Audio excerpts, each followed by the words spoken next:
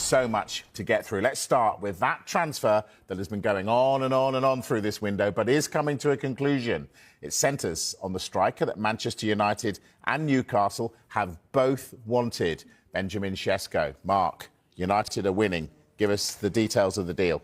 Yeah, significant details developing over the course of the last few moments because Benjamin Sesko and his agent Elvis are heading to the UK. Sorry, I've got to stop you there. Elvis? That's his agent's name, yes. Uh-huh.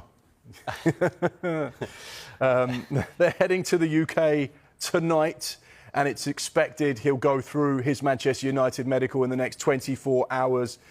It's quite amazing, really, the saga that has been Benjamin Sesko over the course of this week. There's been so much back and forth. There's been so many things reported, and we understand that the deal that Manchester United have agreed with RB Leipzig is worth £66.3 million as a guaranteed fixed payment, additional payments at £7.37 million. According to our colleague Sky in Germany, he's going to sign a 5-year deal. And what's remarkable is that offer, that agreement that Manchester United have come to an agreement with Leipzig is actually less than Newcastle's second offer. So therefore, you have to say, once again, frustration for Eddie Howe. They cannot do any more than offer more than Manchester United.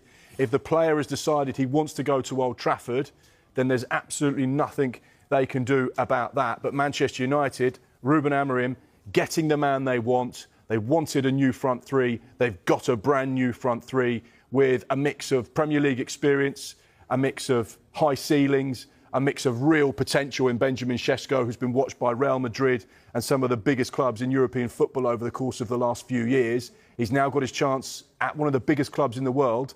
He's now going to be playing at the Theatre of Dreams.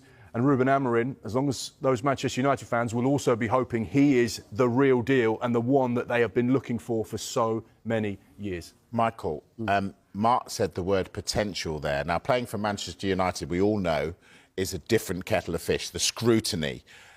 Should United fans be a little bit cautious about the expectations for a player like this? Yeah, potentially 22 years of age. But I think, you know, it's unbelievable to see Man United not in Europe next season. But I just get that feeling it might help them just on this. This is a complete reset for Manchester United Football Club. We know Ruben Amorim was a bit against joining the football club midway through the season. It took a while to click, finished very low in the league table. But they've got their business, their front three, done early.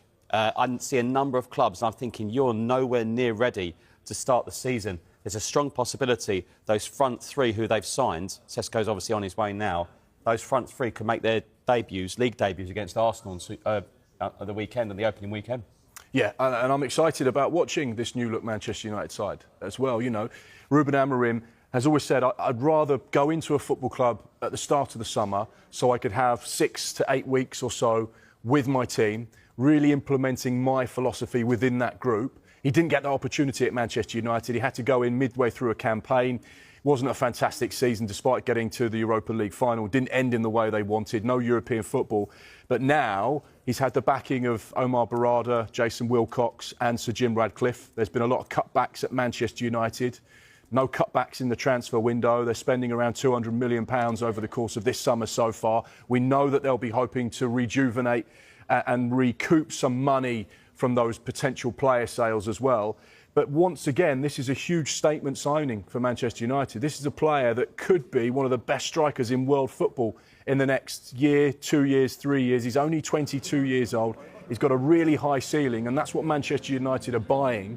They're buying someone who they believe can go into that team now, but also could be an absolute icon for many years to come at one of the biggest clubs in the world. And that's where I'm intrigued as to how this works out. Ruben Amorim is very focused on the style of football he wants, the setup for his team and what he's looking for. He's got all of the tools now at his disposal.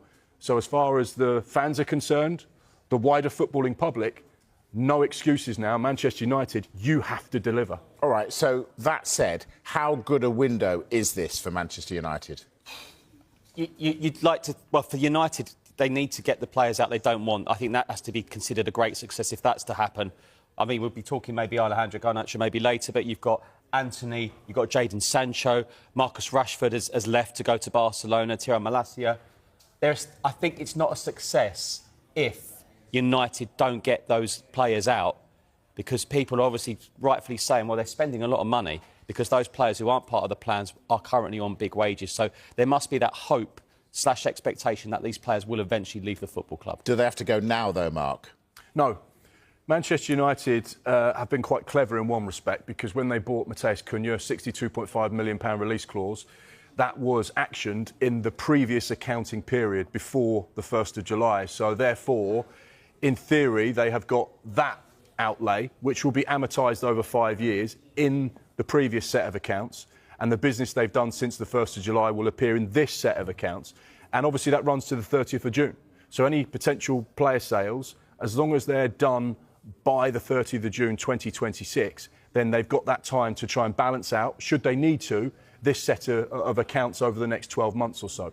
So it's the same with Newcastle when they sold Yankuba Minte and Elliot Anderson and took the goalkeeper from Forest. Aston Villa have done it in the past. Other sides have traded amongst each other when they've needed to make sure they balance the books for PSR reasons. So Manchester United, whilst they're not in Europe, are in a situation where they've actually got a little bit more time to make sure they can balance things before next year.